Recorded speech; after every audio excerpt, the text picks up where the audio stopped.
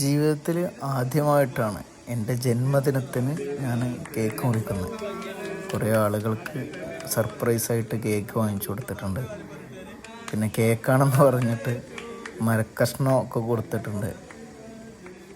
എൻ്റെ ജന്മദിനം ഞാനത്ര സീരിയസ് ആയിട്ട് എടുത്തിട്ടില്ല എന്നുള്ളതായിരിക്കും ചിലപ്പോൾ അതിനൊരു കാരണം.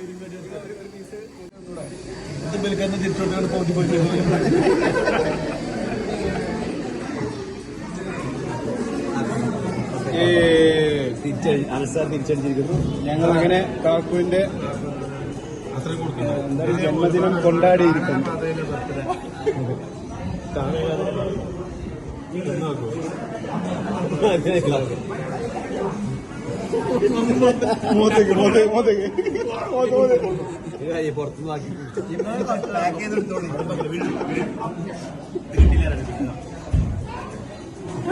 കൈ